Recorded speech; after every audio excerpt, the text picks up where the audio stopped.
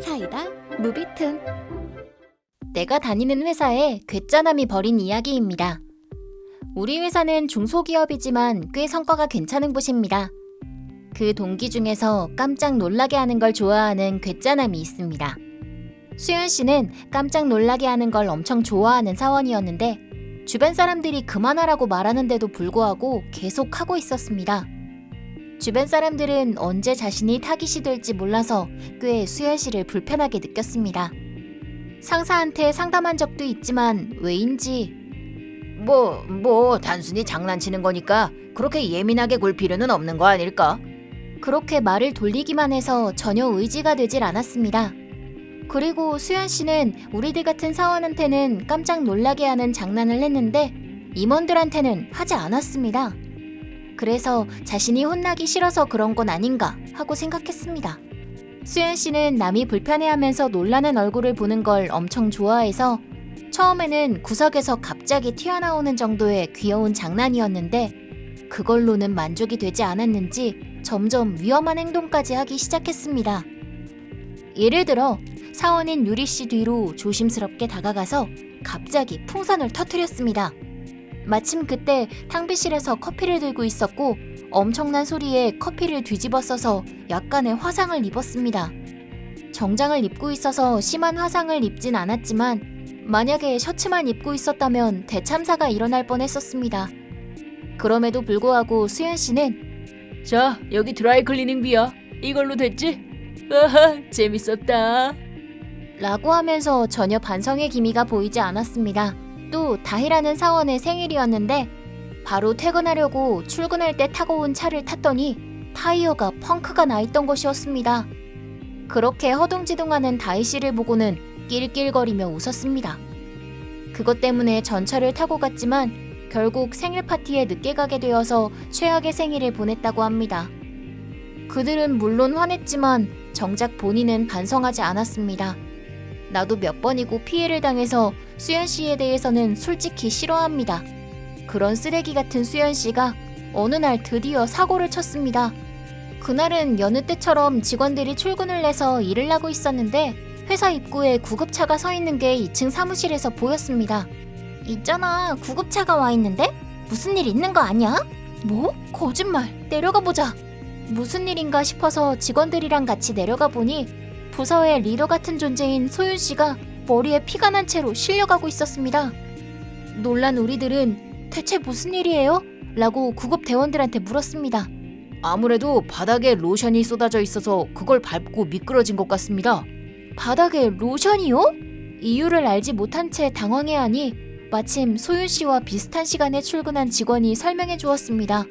그 엄청난 이야기에 나는 충격을 받았습니다. 아무래도 수연 씨는 이번에는 소윤 씨를 타깃으로 잡은 모양인지 소윤 씨가 도착하기 전에 로션을 바닥에 뿌렸고 소윤 씨가 싫어하는 벌레를 들고 뒤를 따라다녔다고 합니다. 자신은 로션을 밟지 않으면서 말이죠. 거기에 놀란 소윤 씨는 기겁하면서 도망다녔고 그걸 밟고 넘어지면서 후두부를 강하게 부딪혔다고 합니다. 의식불명의 중태로 병원에 옮겨진 소윤 씨는 두개골 골절을 당한 상태였습니다. 소윤 씨는 일을 엄청 잘하고 교만을 떨지 않고 언제나 다른 사람의 서포트를 하면서 뒤를 받쳐주는 여장부 같은 사람이었습니다. 그래서 나 말고도 그녀를 따르는 직원이 엄청 많았습니다. 그런 소윤 씨를 타깃으로 해서 의식불명의 중태 상태로 만들다니 절대로 용서할 수 없었습니다. 우리들은 바로 수연 씨에게 항의했습니다. 그렇게 장난은 이제 그만 치라고 했죠. 소윤 씨의 의식이 돌아오지 않으면 어쩌려고 그러시는 거죠? 그런 거 내가 알 바 아니야. 나는 그저 로션을 조금 쏟아서 깜짝 놀라게 한 것뿐이라니까. 그 여자가 마음대로 넘어져서 머리를 다친 거잖아. 유분이 있는 로션을 바닥에 뿌려놓고 싫어하는 벌레를 들고 따라다니면 당연히 도망친다는 걸 알고서 그런 거잖아요. 분명히 악의가 있다고 생각하는데요. 뭐? 그런 증거가 어디 있다는 거야? 그리고 대체 내가 누구라고 생각하는 거야? 너희들은 모르겠지만 나는 사장 아들이라고. 수연 씨의 말을 들은 그 순간 모두 웅성웅성거리기 시작했습니다. 솔직히 사장하고 성이 같다고는 생각은 했지만 이 씨는 꽤 많고 아들이라고 들은 적은 없었기 때문에 솔직히 말해서 놀랐습니다.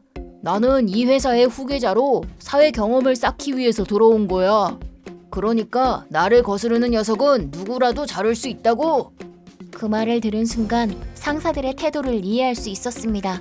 아마 우리 같은 사원들한테는 전달되지 않았겠지만 임원들 정도의 상사들한테는 수연 씨가 사장의 아들이라는 게 전달이 되었었겠죠. 하지만 한 사람을 의식불명의 중태로 만들어 놓고는 사장의 아들이니까 용서받는 것 자체가 문제라고 생각이 됩니다. 그런데도 불구하고 수연 씨는 내가 사장의 아들이니까 무슨 짓을 하던 용서된다. 거스르면 전원 해고할 거다. 라고 우리를 협박했습니다.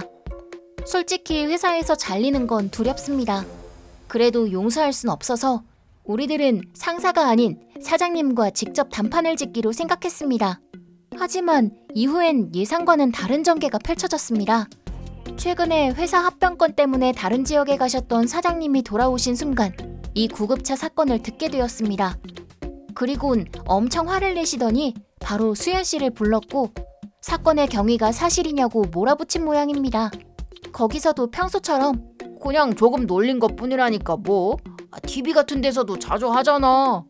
라고 말하면서 실실 웃었지만 사장님은 웃기지 마. 너가 한 행동은 그저 장난이 아니라 살인미수다. 직원은 회사의 보물이라는 걸 모르냐? 너는 이 사람들을 장난감처럼 다루면 안 된다는 걸 모르는 거냐고. 인멍청한 녀석아. 이렇게 말씀하시면서 수연 씨를 날려버려서 기절시켰다고 비서과 사람들이 말해주었습니다.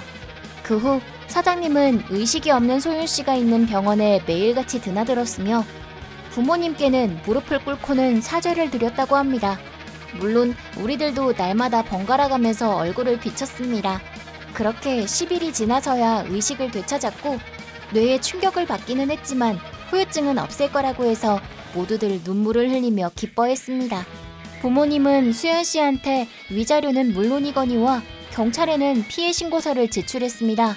그게 미수 사건으로 넘어가면서 수연 씨는 아버지한테 울면서 매달렸지만 네가 그런 짓을 저지른 거다. 회사도 너 같은 녀석한테는 맡기지 않을 거야. 호적도 파버릴 거니까 제대로 죄를 갚도록 해. 그렇게 사장님한테는 버려졌습니다. 그리고 사장님은 후에 아들한테 물려줄 주식을 팔고 그걸 위자료로 엄청난 액수를 소윤 씨에게 지불했다고 들었습니다.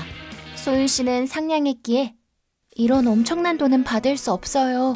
사장님이 잘못하신 게 아니잖아요. 제발 받아주게나. 내가 몰랐다고는 해도 나무랄 데 없는 소윤 씨한테 해서는 안 되는 짓을 저지른 거니까 죽을 뻔했지 않은가.